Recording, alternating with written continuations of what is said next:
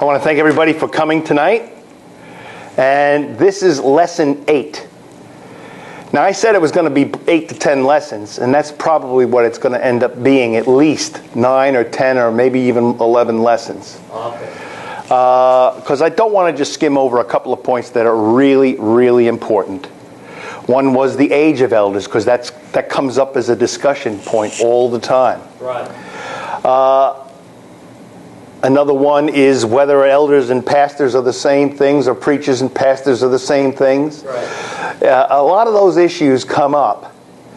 And when we go into the qualifications of elders, we're going to discuss some things as well. And hopefully we'll begin that tonight. But I just wanted to finish up on the work of elders, because I didn't really do that justice in the last lesson. So I'm just going to continue the work of elders. And I'm going to finish up with this idea of pastoring, poimeno, to shepherd.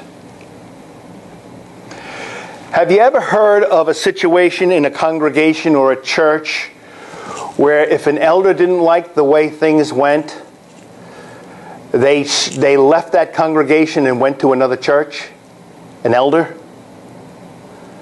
I know some that left,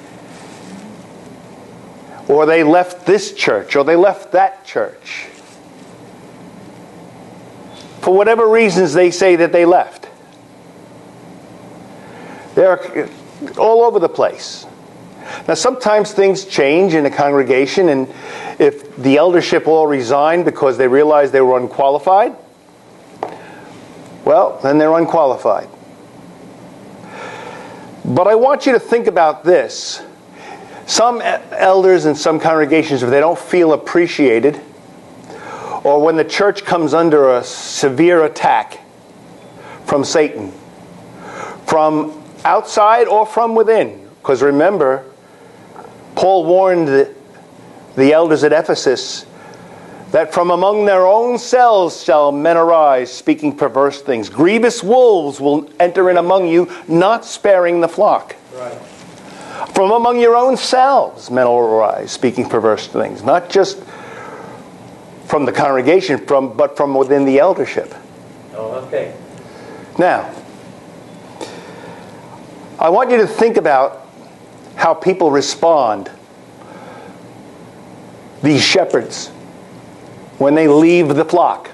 How about a congregation on Long Island where several men in the congregation already sold their homes on Long Island, already purchased and were building new homes in Pennsylvania area, and they knew they were moving, but they wanted to be appointed as elders for the 3 or 4 months that they were going to be left in that congregation on Long Island. They wanted to be elders for 3 months. Basically, what is it? What it is. Or 4 months. Let's even stretch it out to 6 months. But it wasn't that long. And the preacher went along with it and appointed these 3 or 4 men as elders. And then they moved. Oh, boy. And the flock didn't move with them. They moved. Right. They left their flock. Turn with me to John chapter 10. And I'm going to share with you a couple of verses that I hope you understand what's being said here. Now, Jesus is talking to a people who were exposed to shepherds all the time. There were many people who shepherded flocks and sheep. Remember the shepherds that were in the fields outside of, was it Bethlehem, where Jesus was born?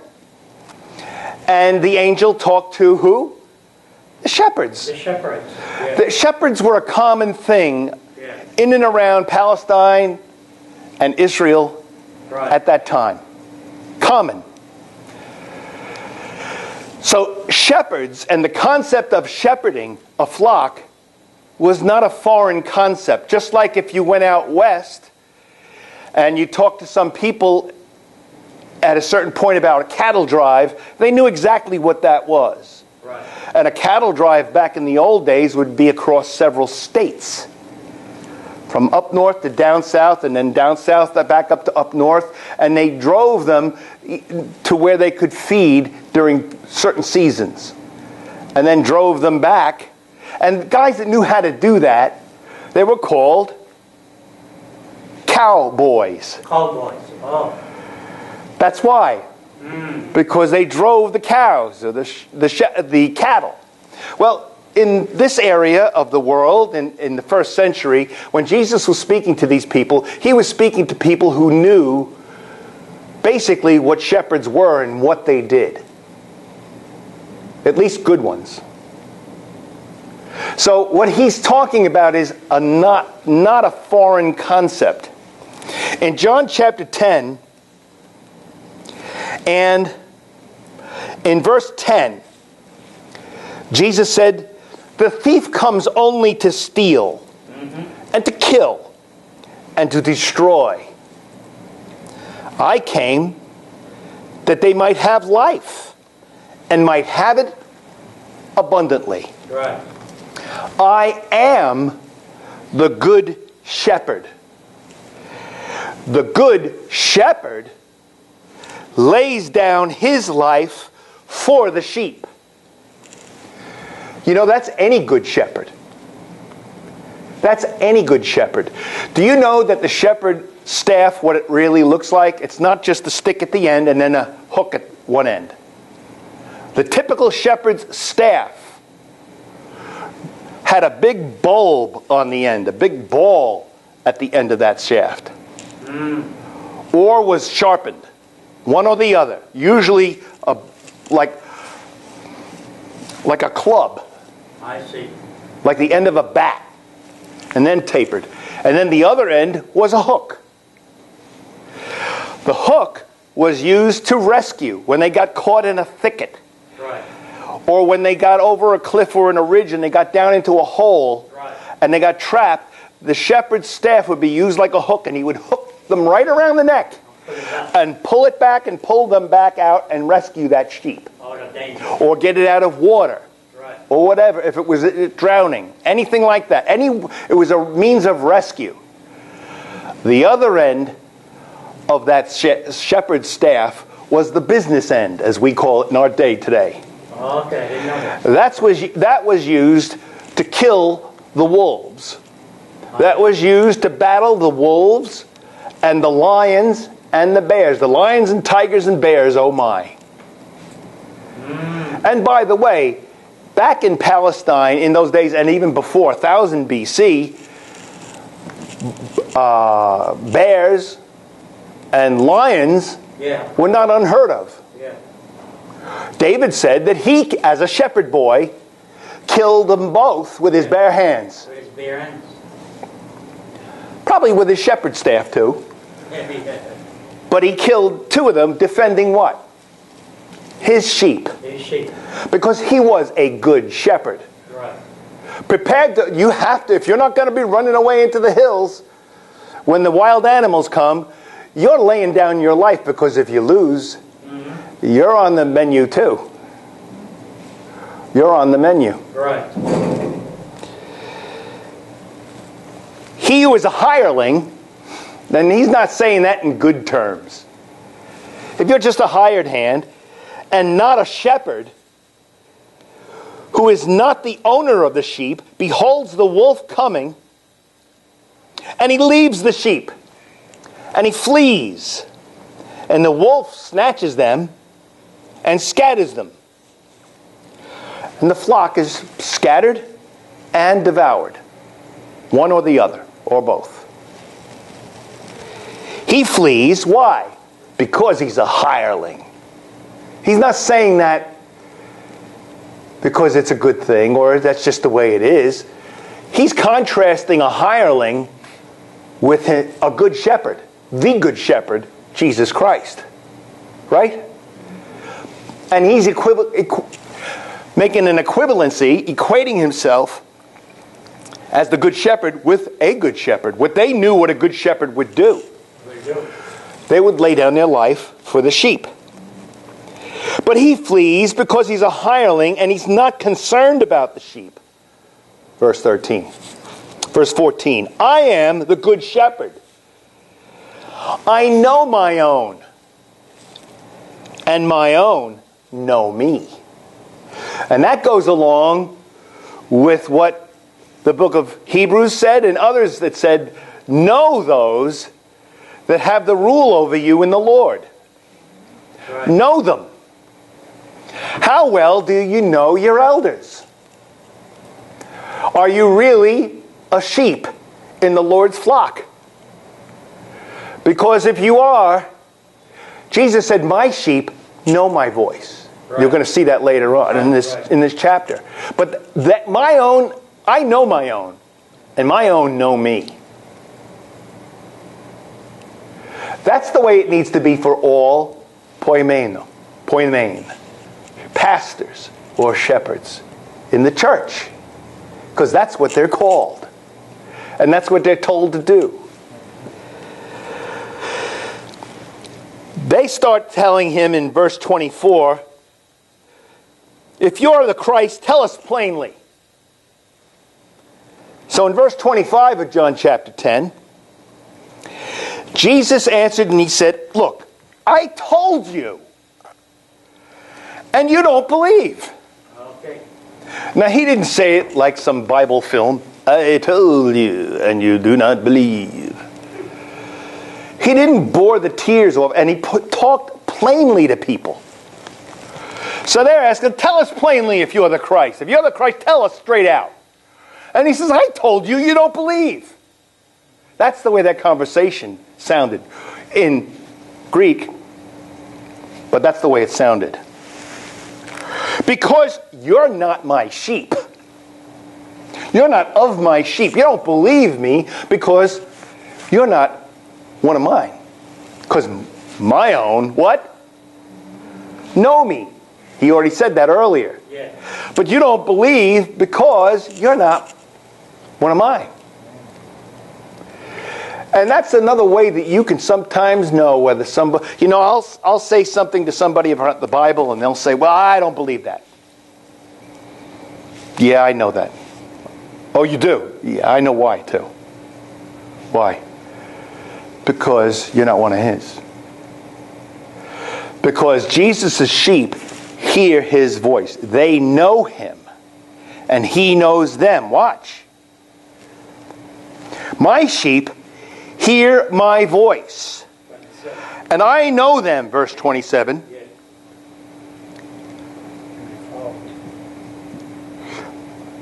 I'm sorry, verse 25. I jumped ahead.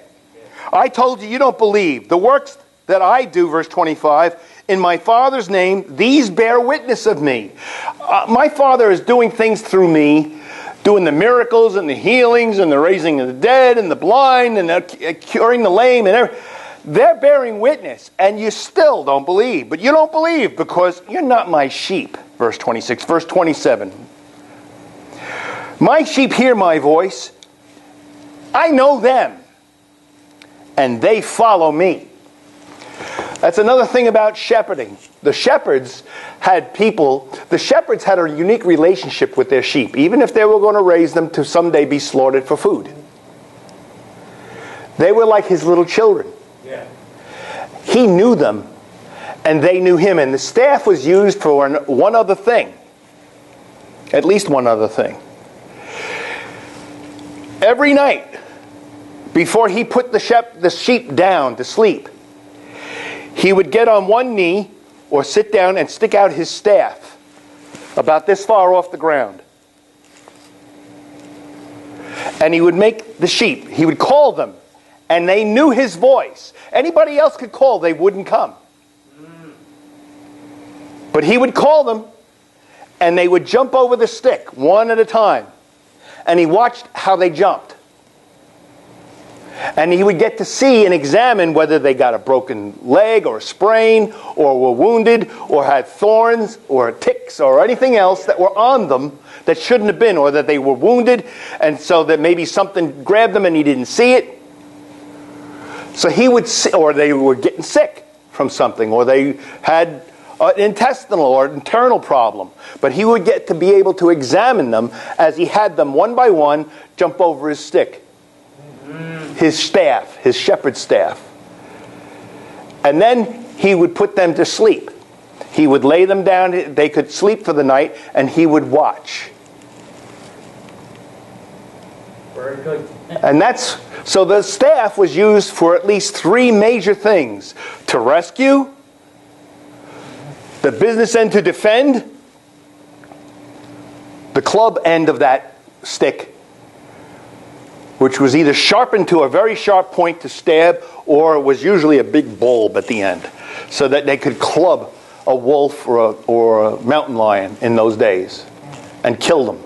Or if somebody else was coming to steal some sheep from the flock, for their own flock, or to eat. And then the last thing was that he would get down on the knee and he'd call them, and they would come. And they'd come around, and they were so well trained after he heard them, they would come and jump over the shepherd's staff one at a time, and he'd examine them. If he saw something that was a problem, he grabbed that sheep and he'd really give it a once-over to really see what the problem was. That's a good shepherd. I know my own, and my own know me. They hear my voice and they follow. That means that there's trust. That's not, yeah, they're one of the elders, but I don't trust them. Really? Well, obviously, you're not one of the sheep, because their sheep know their voice and follow. So there's a problem either with the leadership or with the fellowship. There's a fellowship problem because it's either with the leadership or fellowship, which creates a fellowship problem. Or both. Or both. There are leaders that don't know how to lead and followers that don't know how to follow. They don't know how to be sheep. They think it's a bad thing to follow, to trust. What does it take to be willing to jump over a stick? You know, I think in terms of military terms, being raised in a Navy house for a period of time in my life, and in going through cadet training myself, you know what? You learn to say, yes, sir.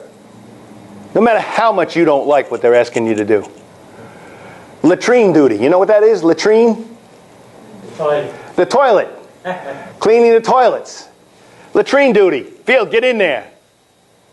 Whatever. You learn to say, yes, sir. No, sir. Aye, aye, sir. Whatever you want, sir. Jump. How high, sir? Is this high enough, sir? You know, you learn to say yes, or to follow orders, to follow the rule. To let them do and let them lead you as not with grief, for that would be unprofitable for you, but to take joy in saying yes, sir. So, in the terms of, there are some people in the church that just don't think they need to follow or say yes, sir, to anybody or anything. And they'll say, yeah, to Jesus maybe, but that's it. Or to Jesus I'll do it. How do you do that? How do you express that yes, sir, to Jesus? In our day and age, how do you do it? And I tell those people, the only way you'd ever say yes to Jesus is if he personally came down and came into your room and told you to do something. Even maybe then, I doubt it. Because he's already told you what to do and you're fighting it. You're not saying yes, sir. So don't give me that you'd say yes to Jesus but no to man, when you're saying no to him all the time. Because my sheep hear my voice. They know me. And I know them. And they follow me. Right.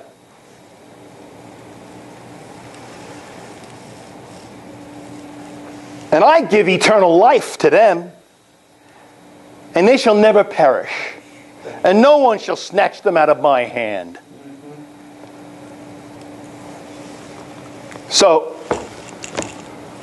Jesus protects his sheep. He's not asleep on the job, and he's not the kind of shepherd that flees because he's a hireling, that leaves the sheep. In fact, Jesus said something else about a good shepherd. He said, what does a good shepherd do? He leaves the 99 and goes out to find and seek and to rescue that one which was lost. That's a good shepherd. He makes the effort and will actually leave 100 sheep behind, or 99, to get that 100th sheep and make sure that little lamb is okay. Yeah.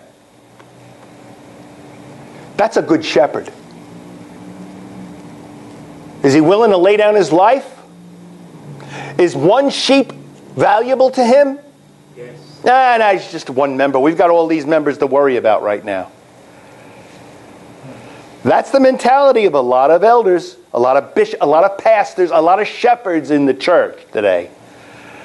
I can't worry about him or her or him or her, because that's just one or two or three people. And I got 300 or 400 or 2,000 or 3,000 to worry about. No, you've got that one. Yeah. Leave the 99 and go rescue that one. Yes. That's what Jesus said is a good shepherd. So I just want you to be thinking about that. When we talk about the work of shepherds, I didn't spend enough time on the work of elders on this point. And I want to thank my wife, Patricia, for reminding me of that from last week's lesson, that it was lacking. And it was. So I hope I've covered that a little bit better, and you have a little bit more understanding and maybe a little deeper conviction on what it should be and what you haven't been if you're an elder watching this and you haven't been the good shepherd. You haven't been imitating Christ. You haven't been willing to leave the 99 to go out and seek the one and rescue the one. If you haven't been using that shepherd's staff properly, it's more than walking around with a stick, isn't it? It's not an image piece, like so many people will try to use it for an image. It's an actual tool for rescue, for inspection, and for defense. The shepherd's staff. Yeah. Well, what is the shepherd's staff today? Are there any equivalencies?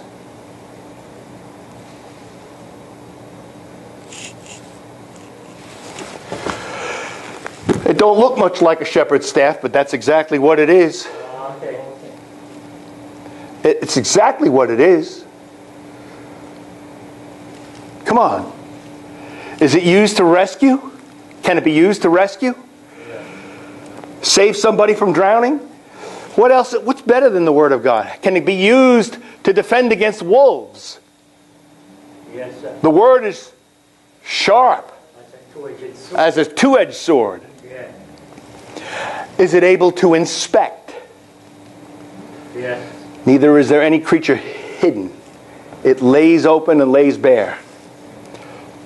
James says it's a mirror in which you can behold yourself. You can examine yourself, let alone other people, through the Word. Yeah, through the Word. Yeah. Through the Word. So it's just like that shepherd's staff.